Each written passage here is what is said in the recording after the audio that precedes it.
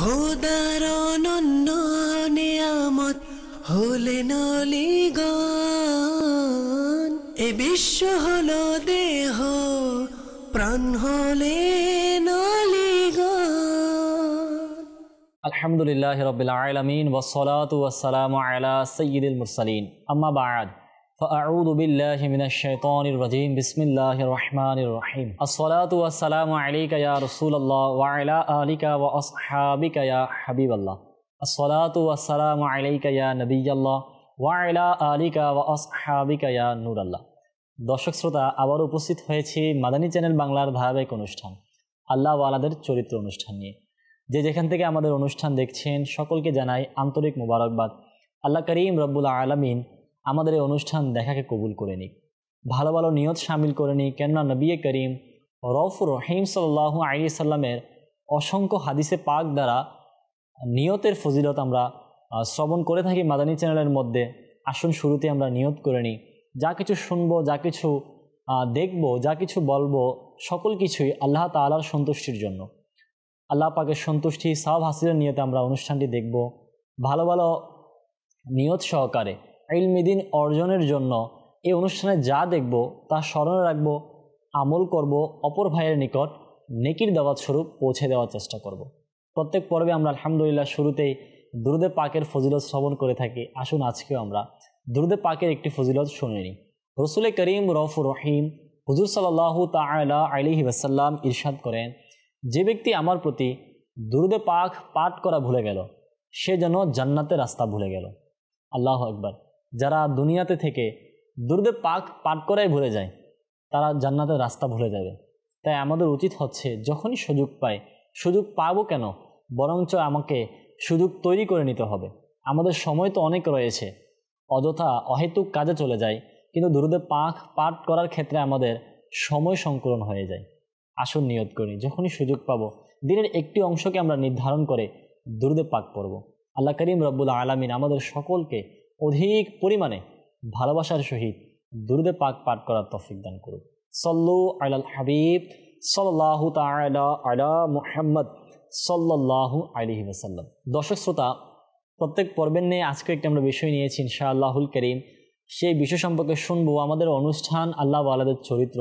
এই অনুষ্ঠানের মধ্যে আমরা গত পর্বগুলোতে আমরা শুনেছিলাম বিভিন্ন যুগের মধ্যে যারা আল্লাহর নেক বান্দা ছিলেন তাদের জীবনী থেকে একটি ঝলক বা তাদের জীবনের কিছু বৈশিষ্ট্য আমরা শুনেছিলাম। আজকে ইনশাআল্লাহ আমরা শুনবো যে আল্লাহ ওয়ালা যারা ছিলেন, আল্লাহর নেক বান্দা যারা ছিলেন, তাদের চরিত্র কেমন ছিল, তাদের চরিত্রের মধ্যে কোন এমন বিষয় রয়েছে যেটি আমরা আমাদের জীবনে বাস্তবায়ন করলে আমাদের দুনিয়াও সুন্দর হবে, আখিরাতও সুন্দর হবে। আল্লাহ ওয়ালা যারা ছিলেন তাদের প্রত্যেকটি কাজ, প্রত্যেকটি মুহূর্ত ছিল আল্লাহ পাককে রাজি করার চেষ্টার মধ্যে অতিবাহিত। দুঃখ হলো সত্য, আমাদের প্রত্যেকটি কাজ, প্রত্যেকটি মুহূর্ত হয়তোবা আল্লাহ পাককে রাজি করার মধ্যে আমরা কাটানোর চেষ্টা করি না। আল্লাহ ওয়ালা যারা ছিলেন তাদের প্রত্যেকটি সময়ে মুহূর্তে তারা আল্লাহ পাকে ইবাদত করতেন, উত্তম আমল করতেন। উত্তম আমল কোনগুলো? কিছু এমন আমল রয়েছে, যেমন কিছু এমন আমল যেগুলো ইবাদত এমন রয়েছে যেগুলো মাত্র শুধুমাত্র আল্লাহ পাকের জন্য। যেমন নামাজ আমাদেরকে পড়তে হবে, নামাজ আল্লাহর জন্য। রোজা, তেলাওয়াত, যা কিছু রয়েছে আল্লাহ পাকের ইবাদত, সেগুলো তো করতেই হবে। পাশাপাশি এমন কিছু উত্তম আমল রয়েছে, এমন কিছু উত্তম দিক রয়েছে যেগুলো আল্লাহ ওয়ালারা আমল করেছেন, যাদের কারণে তারা দুনিয়াতেও সম্মানিত হয়েছেন, আখিরাতেও সম্মানিত হয়েছেন। যাদের সেই বৈশিষ্ট্যগুলো, গুণগুলো ইতিহাসের পাতায় স্বর্ণাক্ষরে লেখা রয়েছে, যেগুলো আমার আপনার জন্য উত্তমভাবে, আমার আপনার জন্য পথ প্রদর্শক। সেই দিক থেকে আজকে ইনশাআল্লাহ তাআলা আমরা শুনবো আল্লাহ ওয়ালাদের উত্তম আমলের ব্যাপারে। তারা কেমন উত্তম আমল করতেন, কোন কোন ভালো আমল করতেন, উত্তম আমলের কেমন বারাকাত, কেমন ফজিলত, এটা কেন করব। এ ব্যাপারে আল্লাহ পাক রব্বুল আলামিন স্বয়ং কোরআনে পাকে ইরশাদ করেন। কোরআনে পাকের 30তম পারা সূরা বাইয়িনাতের 7 নং আয়াতে আল্লাহ পাক ইরশাদ করেন, কানজুল ঈমান থেকে অনুবাদ, নিশ্চয় যারা ঈমান এনেছে এবং সৎ কর্ম করেছে তারাই সকল সৃষ্টির মধ্যে শ্রেষ্ঠ। তাদের প্রতিদান তাদের প্রতিপালকের নিকট বসবাস করার বাগান, যার নিচে নহরসমূহ প্রবাহিত, সেগুলোতে সদা সর্বদা থাকবে আল্লাহ তাদের উপর সন্তুষ্ট, তারা আল্লাহর উপর সন্তুষ্ট, এটা তারই জন্য যে আপন প্রতিপালককে ভয় করে। অনুরূপভাবে 11তম পারা সূরা ইউনুসের 9 নং আয়াতে আল্লাহ পাক ইরশাদ করেন, কানজুল ঈমান থেকে অনুবাদ, নিশ্চয়ই যারা সৎ কর্ম করেছে এবং সৎ কাজ করেছে তাদের প্রতিপালক তাদের ঈমানের কারণে তাদেরকে পথ দেখাবেন, তাদের নিচে নদীসমূহ প্রবাহিত হবে নেয়ামতের বাগানসমূহে। প্রিয় ইসলাম ভাইরা, ভাবুন তো একবার, উত্তম আমলের চেয়ে আর কি বরকত হতে পারে যে বান্দা এর কারণে জান্নাতে প্রবেশ করবে। নিঃসন্দেহে বুদ্ধিমান সে ব্যক্তি যে দুনিয়ার এই ক্ষণস্থায়ী সময়ে, ক্ষণস্থায়ী জীবনে কিছু না কিছু উত্তম আমল করে নিজের দুনিয়াও আখেরাতকে সুন্দর করেছে, সে হচ্ছে প্রকৃত বুদ্ধিমান। আর যে দুনিয়ার পিছনে লেগে গিয়েছে, দুনিয়ার ভালোবাসায় মত্ত হয়ে গিয়েছে, দুনিয়ার জন্য নিজের সময়কে অতিবাহিত করছে, তার দুনিয়াও বরবাদ হচ্ছে, আখেরাতও বরবাদ হচ্ছে। আল্লাহ ওয়ালা যারা ছিলেন তারা আল্লাহ পাকের ইবাদত, ফরজ, ওয়াজিব, নফল সেই ইবাদত করার পাশাপাশি মানুষের খিদমতের জন্য, মানুষের উপকারিতার জন্য এমন কিছু কাজ করতেন যেটা অনন্য ছিল, সেগুলো উত্তম আমল। এর মধ্যে একটি প্রসিদ্ধ একটি ঘটনা বর্ণিত রয়েছে, যে ঘটনাটি কিবলা শাইখে তারিকাত আমির আহলে সুন্নাহ দামাত বারাকাতুহুল আলিয়া ওনার লিখিত কিতাবে বর্ণনা করেছেন। মাদানী চ্যানেল বাংলার বিভিন্ন অনুষ্ঠানের মধ্যে আমরা সেই ঘটনা শুনে থাকি। আসুন আরও একবার আমরা শুনি। বর্ণিত রয়েছে, আল্লাহ পাকের মহান ওলি হযরতে সাইয়্যিদুনা মনসুর বিন আম্মার রাহমাতুল্লাহ আলাইহি একদিন বয়ান করছিলেন। কোনো হকদার তার থেকে 4 দিরহাম চাইল। হযরত মনসুর বিন আম্মার রাহমাতুল্লাহ আলাইহি ঘোষণা করলেন, যে ব্যক্তি এই ব্যক্তিকে 4টি দিরহাম দান করবে, 4টি দিরহাম দিবে, আমি তার জন্য 4টি দোয়া করব। মনসুর বিন আম্মার রাহমাতুল্লাহ আলাইহি কে ছিলেন? যুগশ্রেষ্ঠ আল্লাহর ওলি ছিলেন, আল্লাহর নেক বান্দা ছিলেন। উনি যখন একথা বললেন তখন সেখান দিয়ে একজন গোলাম যাচ্ছিল, আর সেই গোলাম শুনে নিল যে যুগের আল্লাহর ওলি 4টি দিরহামের পরিবর্তে 4টি দোয়া করবে। তার মনে এটা চিন্তা আসলো, কেনই বা আমি ওনার দোয়া নিজের নিয়ে নিব না, তাহলে আমাকে কি করতে হবে? 4টি দিরহাম দিয়ে দিতে হবে। সেই গোলাম সেই ব্যক্তিকে 4টি দিরহাম দিয়ে দিল। তখন মনসুর বিন আম্মার রাহমাতুল্লাহ আলাইহি বললেন, বলো তুমি কোন 4টি দোয়া করাতে চাও? আল্লাহু আকবার। সেই গোলাম আরজ করলো, নাম্বার 1, আমি যেন গোলামি থেকে মুক্ত হয়ে যাই। প্রথম আপনি এই দোয়া করেন যেন আমি গোলামি থেকে মুক্ত হয়ে যাই। সেই গোলাম আরজ করলো, নাম্বার 2, আমি এই দিরহামের প্রতিদান চাই। নাম্বার 3, আমার এবং আমার মুনিবের তাওবা নসিব হোক। নাম্বার 4, আমার মুনিবের আপনার এবং সকল উপস্থিতি যেন ক্ষমা হয়ে যাক। মনসুর বিন আম্মার রাহমাতুল্লাহ আলাইহি হাত উঠালেন, দোয়া করলেন। গোলাম তার মুনিবের নিকট দেরিতে পৌঁছালো, কারণ গোলাম মনসুর বিন আম্মারের দরবারে ছিলেন। মনসুর বিন আম্মার রাহমাতুল্লাহ দরবার থেকে গোলাম যখন তার মুনিবের দরবারে গেল, তখন মুনিব যখন জিজ্ঞাসা করলো, তোমার এত দেরি হলো কেন? তখন গোলাম পুরো ঘটনাকে বিস্তারিত বললেন। তখন তার গোলামের সেই মালিক বলতে লাগলেন, প্রথম দোয়া কি ছিল? গোলাম বলল, প্রথম দোয়া এটা ছিল যেন আমি গোলাম আমার গোলামি থেকে মুক্তি পেয়ে যাই। তৎক্ষণাৎ ওই মালিকের মুখ থেকে বের হয়ে গেল, যাও আজকে থেকে তুমি গোলামি থেকে মুক্ত। প্রথম দোয়া এটা ছিল যেন সে গোলামি থেকে মুক্ত হয়ে যায়। আর মনসুর বিন আম্মার রাহমাতুল্লাহ আলাইহির দোয়া কেমনভাবে কবুল হয়ে গেল, সেই গোলামের মালিক সাথে সাথে বললেন যে আজ থেকে তুমি মুক্ত। তার মালিক বলল, তোমার 2 নম্বর দোয়া কি ছিল? তখন ওই গোলাম বলল, আমি এই দোয়া করেছি যেন আমি সেই 4 দিরহামের প্রতিদান পাই। মুনিব বলে উঠল, যাও আমি 4 দিরহামের পরিবর্তে তোমাকে 4000 দিরহাম দিলাম। তখন জিজ্ঞাসা করা হলো, তৃতীয় দোয়া কি ছিল? বলল, আমার এবং আমার মুনিবের যেন তওবা নসিব হয়ে যায়। একথা শুনতেই মুনিবের মুখ থেকে তওবা শুরু হয়ে গেল এবং বলতে লাগলো, আমি আল্লাহ পাকের দরবারে সকল গুনাহ থেকে তওবা করে নিলাম। অতঃপর বলল, চতুর্থ দোয়া কি ছিল? গোলাম উত্তর দিল, আমি অনুরোধ করেছি যে আমার মুনিব তার এবং ইজতেমায় উপস্থিত সকলের যেন ক্ষমা হয়ে যাক। একথা শুনে মুনিব বলল, 3টি বিষয় যা আমার ক্ষমতাধীন ছিল, তোমাকে মুক্তি দেওয়া, দিরহামের প্রতিদান দেওয়া, তওবা করে নেওয়া, এগুলো তো আমার তত্ত্বাবধানে ছিল, আমার ক্ষমতায় ছিল, আমার আওতায় ছিল। সেই 3টি কাজটা আমি করে নিয়েছি। বাকি একটি কাজ যে আমার মনসুর বিন আম্মার এবং তার দরবারে সকল মানুষের জন্য ক্ষমা হয়ে যাক, সেই ক্ষমতা একমাত্র আল্লাহ পাক দিতে পারবে। সেটা তো আমার তত্ত্বাবধানে নেই, এটা তো আল্লাহ পাকের দরবারে। সুবহানাল্লাহ। এই কথা শুনে মুনিব বলল, এই 3টি বিষয় আমার অধীনে ছিল, বাকিগুলো তো আমার অধীনে নেই। দিন অতিবাহিত হলো, যখন রাত হলো তখন সে মুনিব কোনো স্বপ্নের মধ্যে কোনো ঘোষণাকারীকে শুনলেন যে ঘোষণা করা হচ্ছে, যাও, যা তোমার ক্ষমতাধীন ছিল তা তুমি করেছ, এবং আমি হলাম রহমানুর রহিম, যাও, আমি তোমাকে, তোমার গোলামকে, মনসুরকে এবং সেখানে বিদ্যমান উপস্থিত সকল ব্যক্তিকে ক্ষমা করে দিলাম। প্রিয় ইসলাম ভাইরা, 4টি দিরহামের পরিবর্তে 4টি দোয়া করেছিলেন, সে 4টি দোয়াই কবুল হয়ে গিয়েছে। এই ঘটনা থেকে আমাদের অসংখ্য শিক্ষা। প্রথমত শিক্ষা হচ্ছে, আল্লাহর যারা নেক বান্দা তাদের দোয়া কবুল হয়ে থাকে। উত্তম আমলের প্রতিদান সেটা দুনিয়াতে কেমনভাবে প্রকাশ পায়। মনসুর বিন আম্মার রাহমাতুল্লাহ আলাইহি প্রথমে বলে দিয়েছেন যে যে আমাকে 4টি দিরহাম দিবে আমি তার জন্য 4টি দোয়া করব। মনসুর বিন আম্মার 4টি দোয়া করলেন, আর আল্লাহ পাক ওনার সেই দোয়াকে কবুল করে সেটার প্রকাশ দুনিয়াতে করে দিলেন।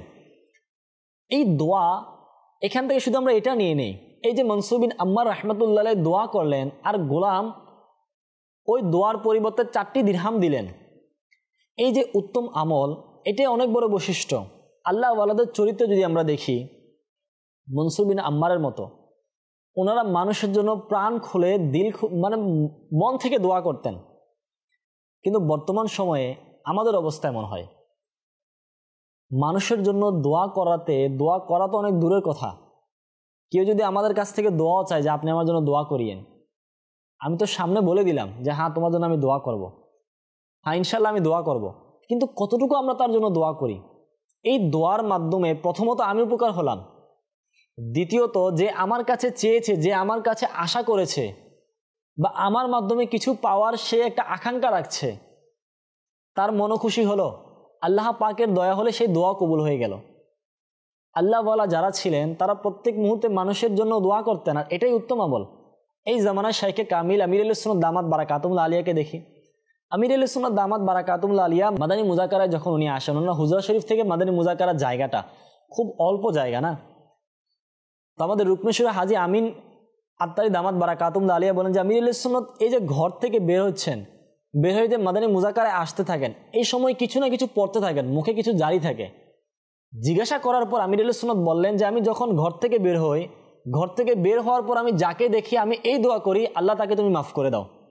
আমির আহলে সুন্নাত দামাত বারাকাতুহুল আলিয়া বলেন আমি ঘর থেকে, হুজরা থেকে মাদানী মুজাকারায় আসার আগ পর্যন্ত যে আমার সামনে আসে আমি তার জন্য এই দোয়াই করি, আল্লাহ তাকে তুমি মাফ করে দাও, আল্লাহ তাকে তুমি মাফ করে দাও। আমির আহলে সুন্নাত বলেন যখন আমি মাদানী মুজাকারার স্থানে চলে যাই, তখন আমি দাঁড়িয়ে এটা চিন্তা করি যে হে আল্লাহ, এই ফয়জানে মদিনায় যারা রয়েছে, এই ফয়জানে মদিনা যতগুলো স্টাফ রয়েছে, খাদিম রয়েছে, দারওয়ান রয়েছে, যারাই রয়েছে, আল্লাহ তুমি সবাইকে মাফ করে দাও। এটা হচ্ছে আল্লাহওয়ালা। আল্লাহওয়ালাদের চরিত্র এমন, তারা মানুষের জন্য দোয়া করতেন, দোয়া করতে দ্বিধাবোধ করতেন না। কিন্তু আমাদের অবস্থা এমন, আমরা শুধু নিজের জন্য দোয়ায় ব্যস্ত হয়ে যাই। জুমার দিন যখন হয় তখন ইমাম সাহেবকে, খতিব সাহেবকে কিছু হাদিয়ার বিনিময়ে বলে হুজুর দোয়া করিয়েন, আমার এই সমস্যা, আমার এটা লাগবে, আমার ওটা লাগবে। আরে ভাই, আগে তো আমি মানুষের জন্য দোয়া করি। মনে রাখবেন আমির আহলে সুন্নাত দামাত বারাকাতুহুল আলিয়া তারবিয়ত এটা দিয়েছেন, যখনই আমরা রাস্তায় বের হই না, কোনো ব্যক্তিকে দেখেছি, মুসলমান তো না, তার জন্য এই দোয়া করি, আল্লাহ তাকে তুমি হেদায়েত দাও, আল্লাহ তাকে তুমি নামাজি বানিয়ে দাও। এখন আমাদের অবস্থা হয় কি, কেউ আমাদের সামনে দিয়ে যাচ্ছে, উদাহরণস্বরূপ সে এমন একটা কাজ তার মধ্যে প্রকাশ পেয়েছে যেটা খারাপ। এখন আমি আপনি কি করি, এখন তার সেই খারাপ দিকটাকে মানুষের কাছে বলি, শেষ তেমন, ও এরকম, ও এটা করেছে, তাকে দেখতে ভালো না, তার পোশাক ঠিক ছিল না, সে তার আচরণ ঠিক ছিল না।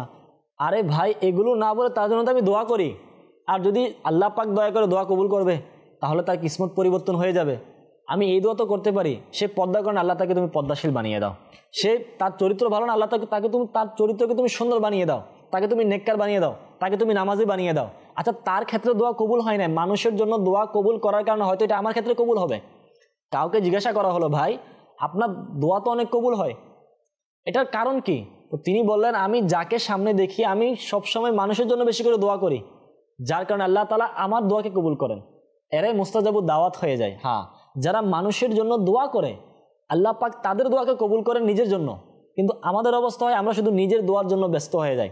মানুষের জন্য দোয়া করা বা মানুষের পাশে দাঁড়ানো, মানুষের কোনো একটা বিপদের সময় তার জন্য একটু দোয়া করা, তার পাশে দাঁড়ানো, এই অবস্থা বা এই মন মানসিকতা আমাদের মধ্যে আসে না।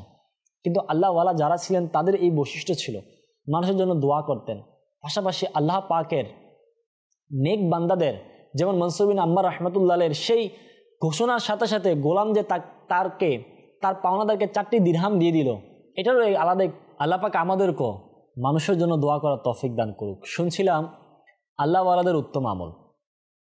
আল্লাহওয়ালাদের উত্তম আমল কেমন ছিল এ সম্পর্কে একটি ঘটনা বর্ণিত রয়েছে। আল্লাহ পাকের বলি হযরত মনসুর রাহমাতুল্লাহ আলাইহির ওফাতের সময় নিকটবর্তী হলে তিনি কান্না করতে লাগলেন এবং এতই অস্থির হয়ে গেলেন যে যেমন কোনো মা সন্তানের মৃত্যুতে অস্থির হয়। লোকেরা জিজ্ঞাসা করলো, জনাব আপনি কাঁদছেন কেন? আপনি তো খুবই পবিত্র এবং পরহেজগারিতার জীবন অতিবাহিত করেছেন, আর 80 বছর আপনার প্রতিপালক দয়ালু রব তাআলার ইবাদত করেছেন। হযরত মনসুর রাহমাতুল্লাহ আলাইহি বলেন, আমি আমার গুনাহের কারণে অশ্রু বিসর্জন করছি। হায় হায়, যার কারণে আমি আল্লাহর রহমত থেকে দূরে সরে গেছি। একথা বলে হযরত মনসুর রাহমাতুল্লাহ আলাইহি আবারও কাঁদতে লাগলেন। অতঃপর কিছুক্ষণ পর তার ছেলেকে বললেন, বৎস, আমার চেহারা কিবলার দিকে করে দাও।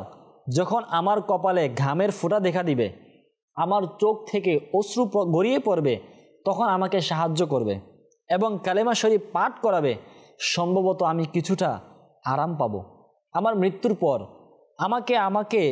আমাকে দাফন করবে এবং আমার কবরে মাটি ঢেলে দিবে। তখন সেখান থেকে ফিরে আসতে তাড়াতাড়ি করবে না, বরং আমার কবরের মাথার পাশে দাঁড়িয়ে লা ইলাহা ইল্লাল্লাহ মুহাম্মাদুর রাসূলুল্লাহ পাঠ করো। এরপর হাত উঠিয়ে এই দোয়া করো, হে মালিক, সে তোমার বান্দা, সে যা গুনাহ করেছে তা করেছে। যদি তুমি তাকে আযাব দাও তবে সে তারই অধিকারী, আর যদি তুমি তাকে ক্ষমা করে দাও তবে তা তোমার মহৎ শান। অতঃপর আমাকে আল বিদা বলে ফিরে এসো। তার ইন্তেকালের পর সন্তান তার ওসিয়তের উপর আমল করল। অতঃপর সে পরবর্তী রাতে স্বপ্নে মনসুর রাহমাতুল্লাহ আলাইহিকে দেখে জিজ্ঞাসা করলেন, আব্বাজান কি অবস্থা? হযরতে মনসুর রাহমাতুল্লাহ আলাইহি বলেন, বৎস, অবস্থা তো খুবই কঠিন ছিল এবং কঠোর ছিল যে তুমি কল্পনা করতে পারবে না। যখন আমার দয়ালু রবের নিকট আমি উপস্থিত হলাম, তখন তিনি ইরশাদ করলেন, হে আমার বান্দা, আমার জন্য কি এনেছ? তখন আমি বললাম, ইয়া আল্লাহ, 7টি হজ এনেছি। আল্লাহ পাক ইরশাদ করেন, হে মনসুর, তোমার একটি হজও কবুল হয়নি। হযরতে মনসুর রাহমাতুল্লাহ আলাইহি বলেন, বৎস, তখন আমি থরথরিয়ে কেঁপে গেলাম যে এখন তো আমার ধ্বংসই ধ্বংস। অতঃপর আল্লাহ পাক আবারও ইরশাদ করলেন, হে আমার বান্দা, কি এনেছ? তখন আমি আরজ করলাম, মাওলা, আমি 1000 দিরহাম সদকার সওয়াব নিয়ে এসেছি, যে আমি 1000 দিরহাম তোমার রাস্তায় দান করেছি।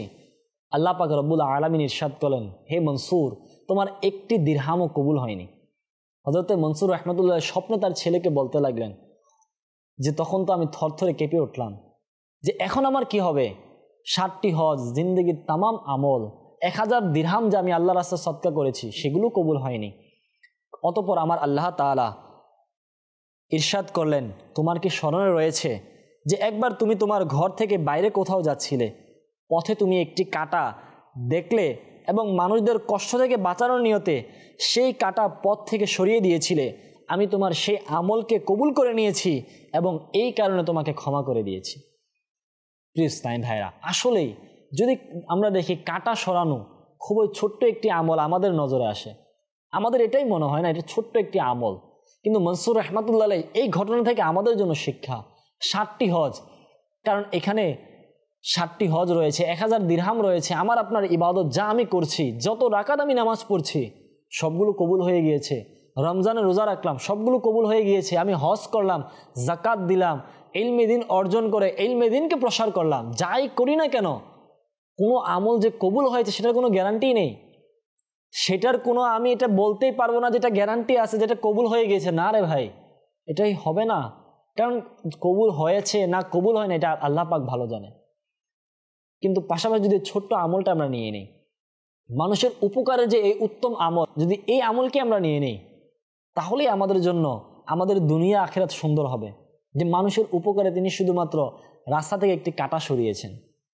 দুঃখ হলো সত্য, আজকে আমাদের অবস্থা কি? রাস্তা থেকে আমরা কাঁটা সরাই না, বরঞ্চ মানুষের রাস্তার মধ্যে আমাদের ঘর দিয়ে দেয়। হ্যাঁ, এমন অনেকে হয়, রাস্তার পাশে কারো বাড়ি হলে এখন তার বাড়ির সীমানা, বাড়ির দেয়াল এমনভাবে তৈরি করবে যে একজন মানুষ যে চলাচল করবে তার সেই মানে অবস্থা থাকে না, চলাফেরা করতে সমস্যা হয়ে যায়, একজন গেলে আরেকজন দাঁড়িয়ে থাকে, দুজন মানুষ একসাথে যে রাস্তা অতিবাহিত করবে এমন হয় না। অবস্থা খুবই খারাপ হয়ে গিয়েছে। মানুষ সামান্য পরিমাণ সুখের জন্য, সামান্য পরিমাণ আরামের জন্য আমার ঘরটা যেন বড় হয়, আমার বাড়ির সীমানাটা যেন বড় হয়, আমার বাড়িতে যেন আমি কিছু গাছ লাগাতে পারি, সেজন্য আমি আমার বাড়ির সীমানা নিতে নিতে রাস্তায় নিয়ে গেলাম। মানুষ এখন হাঁটতেও পারে না। অনেকে মাঝাল্লা এমন হয় দেখা যায় এখন, উদাহরণস্বরূপ কারো জমি পড়ে আছে, কারো জায়গা পড়ে আছে, এখন সেখান দিয়ে মানুষ হাঁটাচলা করে, এখন কেউ বেড়া দিয়ে দেয়, কেউ কাটা বিছিয়ে রাখে, কেউ দেওয়াল তুলে দেয়। আরে আল্লাহর বান্দা, যতদিন আমি ঘর করব না ততদিন তো মানুষ হাঁটবে। মানুষ হাঁটার কারণে তাদের যে কষ্ট দূর হচ্ছে, তারা যে উপকার পাচ্ছে, সেটার কারণে তো আমি সওয়াব পাবো। আমার আপনার কি সওয়াব দরকার নেই? আমার আপনার কি নেকির প্রয়োজন নেই? আমার আপনার কি দোয়ার প্রয়োজন নেই? অবশ্যই প্রয়োজন, অবশ্যই নেকি আমাদের প্রয়োজন। কিন্তু আমরা এই উত্তম আমল থেকে অনেক দূরে রয়েছি। আমরা নামাজ পড়া প্রয়োজন, রোজা রাখা প্রয়োজন, হজ করা প্রয়োজন, যাকাত দেওয়া প্রয়োজন, মসজিদে আসা প্রয়োজন, সব কিছু ওকে। এগুলো তো আল্লাহর জন্য না? হ্যাঁ, আল্লাহর জন্য এগুলো তো ফরজ বিধান, করতেই হবে। পাশাপাশি এমন উত্তম আমল রয়েছে যেগুলো আমি আপনি করতে পারি, কিন্তু আমাদের নজরে খুব ছোট্ট হয়, ছোট মনে হচ্ছে যে এগুলো অনেক ছোট আমল। কিন্তু হ্যাঁ, এই ছোট আমলই আমার আপনার জন্য অনেক বড় সাদকা জারিয়া হবে। এই ছোট আমলই আমাকে আপনাকে কবর থেকে বাঁচাবে, হাসর থেকে বাঁচাবে। উদাহরণস্বরূপ, প্রচণ্ড গরম পড়ছে, আমি একজনকে 1 বোতল পানি দিলাম, সে রাস্তা দিয়ে যাচ্ছে, মনে হচ্ছে ছোট আমল, সে পানিটা পান করে যদি আমার জন্য অন্তর থেকে দোয়া করে, ওই দোয়া কি কবুল হবে না? প্রচণ্ড শীত পড়ছে, আমি একটা কম্বল একজন গরিবকে দিয়ে দিলাম, রাস্তার পাশে একজন শুয়ে রয়েছে, হয় আমাদের বাংলাদেশে অ্যাভেলেবল রয়েছে। আপনি ঢাকা থেকে চট্টগ্রাম যান, এই রোডের মধ্যে দেখা যাবে অনেককে প্রচণ্ড শীতের মধ্যে ঘুমিয়ে আছে, ওভারব্রিজের নিচে, রাস্তার ধারে, ফুট ওভার ব্রিজের মধ্যে। আপনি এমন একজন ব্যক্তিকে, অসহায় একজন ব্যক্তিকে শীতে একটা কম্বল দিয়ে দিলাম, এখন সে শীত নিবারণ করলো, দোয়া করলো না, আল্লাহ তো দেখছে না, আল্লাহর জন্য আমি করলাম, আল্লাহ তো দেখছেন। আর ওই বান্দা যদি দোয়া করে, এটাই তো আমাদের দরকার। এই উত্তম আমলের প্রতিদান তো আমি দুনিয়াতে পাবো, আখিরাতে পাবো। ওই বান্দা যদি দোয়া করে, সাথে সাথে কবুল হয়ে গিয়েছে, এই বান্দার মন থেকে এসেছে। কিন্তু আমার আপনার অবস্থা, আমরা সেই দিকে নজর দেই না। আমরা শুধু নিজের সুখ, নিজের বিলাসিতা, নিজের আরাম আয়েশ, নিজেকে নিয়ে ব্যস্ত। যুগ যত আপডেট হচ্ছে, যুগ যত ডিজিটাল হচ্ছে, ততই মানুষের মধ্যে বিলাসিতা বেড়ে যাচ্ছে। নিজের চাহিদা, নিজের বিলাসিতা পূরণ করার জন্য মানুষ লেগে গিয়েছে। কিন্তু অপর মুসলমান ভাইয়ের উপকার, অপর মুসলমান ভাইয়ের বিপদে পাশে দাঁড়ানো, এই মন মানসিকতা আমাদের থেকে চলে যাচ্ছে। মনে রাখবেন, এগুলোই হচ্ছে উত্তম আমল। আল্লাহওয়ালা ব্যক্তি যারা ছিলেন, তারা এগুলোই করতেন। কিবলা শাইখে তরিকা তামির আলী সুন্নতকে আমরা দেখি, করোনার সময় যখন থ্যালাসেমিয়া রোগী যারা, তাদেরকে রক্ত নিতে হয়, তাদেরকে করোনার পুরো দুনিয়া লকডাউন হয়ে গিয়েছে, আমির আলী সুন্নত দেখেন আল্লাহওয়ালা ব্যক্তি, উনি চিন্তা করলেন যে এই সময় এই ব্যক্তিদের পাশে কীভাবে দাঁড়ানো যায়। আমির আলী সুন্নত মাদানী চ্যানেলে এলান করলেন, হাজার হাজার মানুষ নিজেদের রক্ত ফ্রিতে দিয়ে দিলেন থ্যালাসেমিয়া রোগীদের জন্য। দাওয়াত ইসলামিক ক্যাম্পিং করে নিল, ক্যাম্প বানালো, হসপিটাল বানালো, মানুষ এসে দিয়ে গেল। এগুলো হচ্ছে উত্তম আমল। কিন্তু আমাদের নজরে খুব ছোট মনে হয়। একবার কি আমরা চিন্তা করেছি, একজন থ্যালাসেমিয়া রোগী আমার রক্ত দেওয়ার কারণে, বা আমি কাউকে বুঝিয়ে তাকে রক্ত দিয়েছি, এখন তার জীবনের অনেক বড় একটি উপকার আমার কারণে হয়েছে, সে কি আমার জন্য দোয়া করবে না? তার এই আমলটিকে আল্লাহ পাক আমার এই আমলটিকে কবুল করবেন না? করবেন অবশ্যই। কিন্তু আমাদের এই মন মানসিকতা বানাতে হবে, প্রত্যেকটি ক্ষেত্রে মানুষের জন্য উপকার হয়। আমির আলী সুন্নত খুব চমৎকার বলেছেন, যদি আমি কাউকে খুশি না করতে পারি, তাকে যেন আমি নারাজ না করি। আর যদি আমি কারো উপকার করতে না পারি, কমপক্ষে যেন আমরা কারো ক্ষতি না করি। সবসময় উপকার করতে হবে। এই উপকারটাই অতি উত্তম আমল। মনে রাখবেন, আমাদের ইসলাম খুবই সুন্দর, আমাদের মাযহাব খুবই সুন্দর।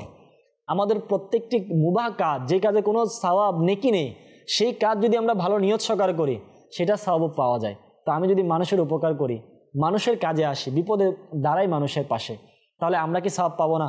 সেগুলোকে আমাদের উত্তম আমল হিসেবে গণ্য হবে না? অবশ্যই গণ্য হবে। উত্তম আমলই এগুলো, আল্লাহওয়ালারা সেগুলিকে করেছেন। আমরাও চেষ্টা করি এ সমস্ত আমল করার জন্য। দাওয়াত ইসলামের আলহামদুলিল্লাহ পুরো একটা প্ল্যাটফর্ম রয়েছে। দাওয়াত ইসলামের একটি বিভাগ রয়েছে FGRF, জি হ্যাঁ, মানব কল্যাণমূলক একটি বিভাগ রয়েছে আমাদের FGRF বিভাগ।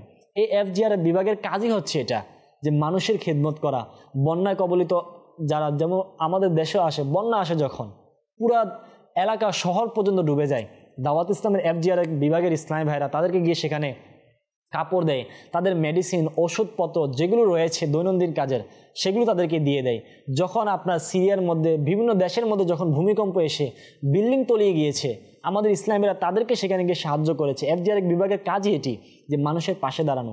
আলহামদুলিল্লাহ দাওয়াত ইসলামী সেই প্ল্যাটফর্ম তৈরি করে দিয়েছে। আমরা নিজেদের অবস্থান থেকে দাওয়াত ইসলামীকে সহযোগিতা করি। দাওয়াত ইসলামের FGR বিভাগের মধ্যে আমরা দান করি। ফিলিস্তিনের মুসলমানরা কষ্টে রয়েছে, আলহামদুলিল্লাহ দাওয়াত ইসলামী সেখানে খাবার, পোশাক, যাবতীয় আসবাবপত্র যা তাদের প্রয়োজন সেগুলো পৌঁছে দিয়েছে।